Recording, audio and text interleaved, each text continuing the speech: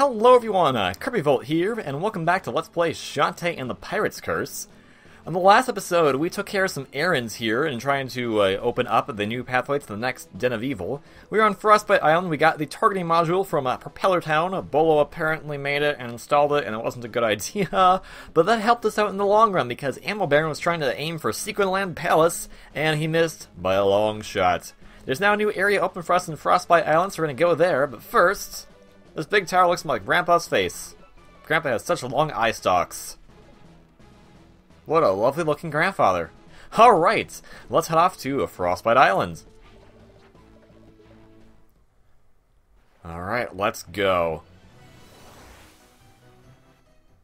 Okay, the Den of Evil is not too far from here. I mean, it was where the Techno Baron was previously standing, which is not too far into Frostbite Island, so we'll get to see the more awesomeness of Frostbite Island for just one last bit, and then we'll be heading on into the next Labyrinth, which is called something. It's called a thing, I forgot what it's called. We'll find out when we get inside it, yeah.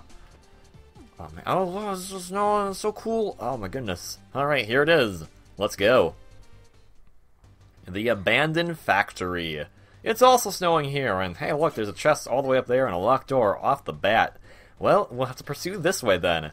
This is one of the last main labyrinths in the game. It's a pretty cool area, in all honesty. It's a very nice one. It uses the ice motif pretty well. It actually makes it kind of more like this industrial area, so it's not strictly just an ice labyrinth. It's kind of a mix of technology and well, ice. And well, this is so cool looking. Like, if you're playing a 3DS, this one will be popping out at you. I love, like, this little details like this.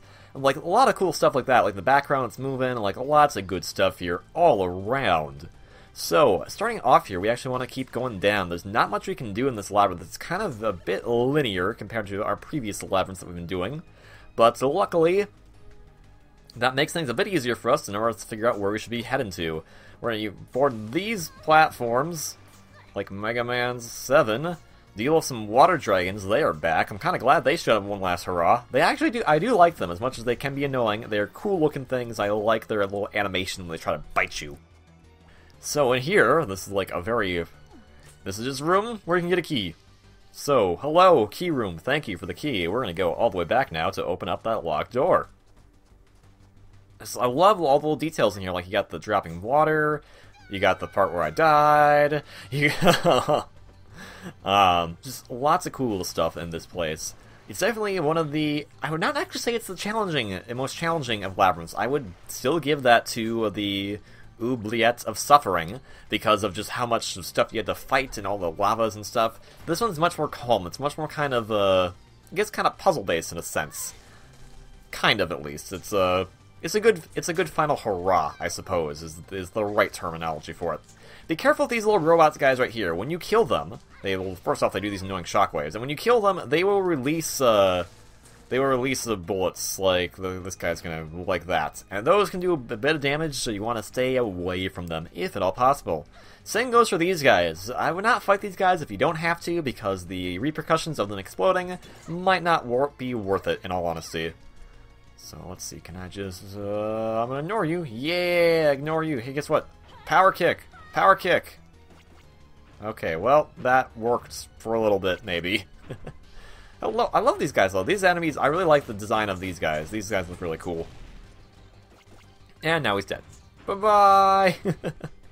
Believe it or not, a lot of the heart squids we won't be getting until much further into the labyrinth. The way you do this labyrinth is a bit interesting. Also, I don't like these things. I don't know what they are. I don't like them. Bye-bye. We're gonna just ignore them. Hello, save guy. I will take your hearts, but I will save off on saving for now. I think I can handle myself. Thank you, though. I appreciate it. We're gonna do another one of sections like these, kind of like the thing we did in Propeller Town, except this one's a bit longer. I'm gonna have to be a bit more careful with what it's going to do. It's gonna try to trick us up quite a few times. Let's see. Trick number 1, it's gonna do that, and then in the middle. And never mind, because I just practiced this recently, I know how it works. So never mind, it tricked me up that much. Smoochin' robots! Bye-bye. Smoochin' robots! I love the smoochin' robots, they're so silly. I backdashed when I wanted to use the scimitar. Oops. Alright, so we have these treadmills now. These treadmills we can use to obviously activate our boots. we gotta be a bit careful, because if that ice falls on us, we'll die. Well, we won't die, but we will explode, and that will take damage, and that won't be good. So we have to kind of very carefully do this. Oh, that was very close. Very close indeed. Bye-bye, bye-bye, bye-bye, bye-bye, bye-bye, bye-bye, and stop. We need to go in here, use the scimitar to open up this chest, and get a key. We do need this. We use all keys we find in the labyrinth, so it's not like it's worthless or anything. And actually, this is very, very soon, but this is actually the new tool we'll be getting for this labyrinth. One of the last item we'll be getting, and a pretty useful one. It's definitely not I would not say it's my favorite, but it's an extremely useful one for what it can do. It allows you to press the B button to jump again. This gives you essentially 1 jump, 2 jump, 3 jump, 4 jump. You get 4 jumps with this cannon now, and how you use this in tandem with the other items makes it very awesome. But I would still say the boots are probably the best. And of course, now that we have it, it wants us to do a little section where we kind of figure out how to use it properly. It definitely wants us to use all the jumps possible, otherwise we're not going to be making it. Now, crawl in here, because this is how we're going to get this chest right here. And this chest contains the map of the labyrinth. And believe it or not, here's the silly thing about this map. We've already seen most of it. This isn't a trick, this no trickery like what the previous labyrinth was. This is the entire map of this labyrinth. So why they give it to you so late, I don't know. But there it is. So for completion's sake, we have the map of this labyrinth. Let's be careful here, because this dude is being a little butt. And let's have you fly off. There we go. And you, okay, I killed you. I killed you with the cannon. Yeah, the cannon also works as an attack. It has an attack power of 5, so it's pretty decent. You can use this to open up this chest, and now, I apologize, I'm going through this labyrinth a bit fast. And now, with these, with the cannon in tow, we can actually do some cool stuff. We can actually just bypass these platforms and dash while we have the cannon out. So that's actually very, very nice. And with the cannon, there's actually some stuff we gotta backtrack to go get. Nothing that's actually super important, like a key or something. I think there's actually one key. It's up here. We need to use the cannon to get other places that don't have keys, because we're missing all the heart squids. So, shoot, shoot, shoot, down. And we'll get this first heart squid, our first heart squid of the labyrinth, and believe it or not, we're almost done with it. Get up here, get this next key. We do, in fact, need both these keys. And the last heart squid we've already seen, but we have to actually do quite a bit of backtracking to go get him. So, here we go, backtracking time. In all honesty, this area is a very cool area, or pun slightly intended. I do like its motif. I like that it's an ice dungeon, while also being something that isn't just strictly ice. I kind of do wish it was a bit longer, because this is the final labyrinth, essentially, besides whatever we're going to have to do for the end game. So it's kind of it's a bit of a shame, but I'm going to chalk that up to the fact that it seems so short that I've played it way too many times. I was playing this before, like, I even started recording this game, because I decided to get some footage of this area for the trailer for Summer of Shantae, so I probably know this area a bit too well, is the thing. And in fact, if we were speedrunning this, we wouldn't even need to go down here, because we probably wouldn't be caring to get all the heart squids, but I care about them, so we're going to get those little buggers. So, doing this section again, we don't really have the ability to just plow on through with a cannon, unfortunately. I believe once we get to a certain point, we can actually just abscond and do that, but I'll just play at the normal routes, because that will be fine and dandy as it is. So in this area, we want to just get hit by that. That was definitely a key part of the plan, and get up here to get another heart squid. So that was the heart squid we saw from earlier. We have them now, so now we can actually just go into those locked doors. Using the cannon, we can just get on up. So a lot of this labyrinth is actually kind of interesting in this design, is that it purposely isolates you. It purposely says you go down here and you can't get back up. The idea of it is that you'd have the cannon later, so you could actually traverse these areas. So I like that in terms of design. Now there's a treadmill there, we do need to use it, but first we want to unlock that door, because if we keep running it, we'll bump to that door and we'll just stop. We don't want that to happen because we need to destroy these gray blocks. And we also need to get this heart squid. He's a pretty easy to get guy.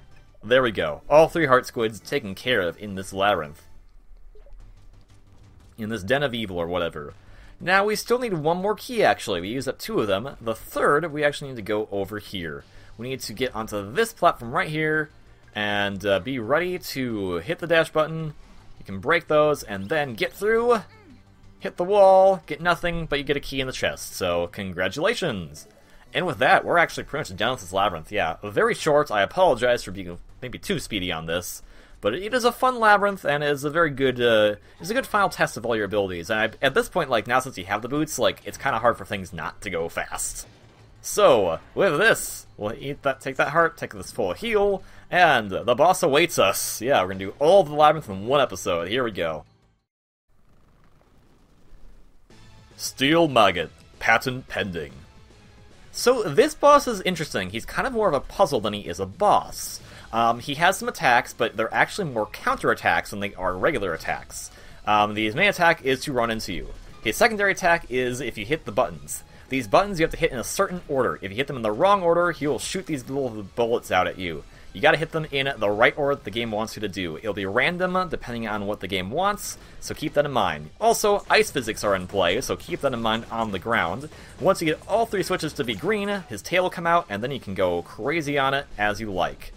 So other than that, that's pretty much all there is to this boss. The thing about those little bullets he shoots out is that they do a total of 4 damage, so they can be very devastating if you're not being careful. You don't have a lot of health, so you gotta be careful about that. And you also kind of just be like, it's a crapshoot essentially as to what button works and what button doesn't. So there we go. You always have 3 cannon shots, so theoretically, if you could get all of them in the row, so going from front to back, you could actually do all of it in one swing. But he won't be that lenient sometimes. It really depends, and that was not a lenient time, as proven right there. Okay, middle switch first, not first switch. Oh boy. All right, so middle switch, back switch, and then the first switch. He's actually a pretty easy boss compared to everything we fought. In all honesty, the hardest boss we probably fought was either Dagron or Squid Baron.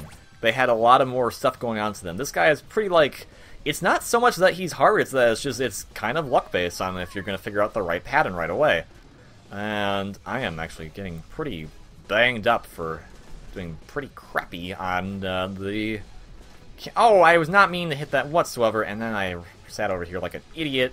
There we go, that's what we want to hit. First switch. Oh, okay, then you get that middle switch. There we go. Whack, whack, whack, and that should probably be the end of you. Am I correct? I am indeed. So, that was the Abandoned Factory. I know, a very quick labyrinth. Still a fun one. I hope in the next Shantae game that the labyrinths, they're going to put a lot more of them in, because this game has the most labyrinths of any Shantae game, that they are a bit longer, because I do kind of miss those longer puzzle ones. This one is very cool, but other than that, it was just kind of like, yeah, whatever, like, boom, done. But, again, that might be just my fault for knowing how to do this place so darn well. Anyways. Okay. Get back here, you! Another map. You got the Lonely Grave map! Well, isn't that dandy? So this will take us out of the Den of Evil. That should be the last Den of Evil. But then, why is there another ocean map? I guess I shouldn't waste time thinking about it. Well, yes. You shouldn't waste time thinking about it because we actually want to go further into Frostbite Island. We will end the episode off once we get to Propeller Town. We need to go there now. With the cannon in tow, we can get all the secret stuff in Propeller Town, and since we are so close by, why the heck not make the trip? It seems like the obvious thing to do. So, we're gonna have one last hurrah for my favorite area in the game as we travel through Frostbite Island. Now then, the cannon can help us out with a lot of cool stuff. So basically, Frostbite Island becomes a joke now that we have the cannon, so we can just jump over everything. Don't have to worry about activating Risky's boots that often, because the slides won't be that much of a problem. It's basically kind of a replacement for Harpy form, essentially. So that's neat. Maybe Harpy form will be back in the next Shantae game. That would be awesome. I mean, if she gets her magic back, we don't know that. She might be magicless for the rest of eternity. You know, that could be a thing. So using this, I love this. Use the scimitar with the boots. And then with the cannon, because then you can just go woo, woo, woo, and then you use the hat. So basically using all the gear at once, minus the pistol. The pistol's kind of SOL. It can't really help you other than just hitting faraway stuff. So, let's go on up to Propeller Town. If we do this fast enough, it actually kind of looks like you're, there's stuff coming out of your butt. That was mean, I'm sorry.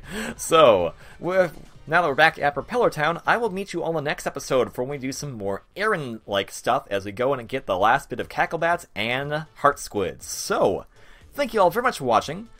If you like this video, please consider hitting that like button below. And if you want to see more content from me, please consider subscribing. Hope you're all having a great day. Please pick up these 3 games on Nintendo 3DS because they're freaking amazing. And otherwise, I will see you in the next one. Until then, ciao!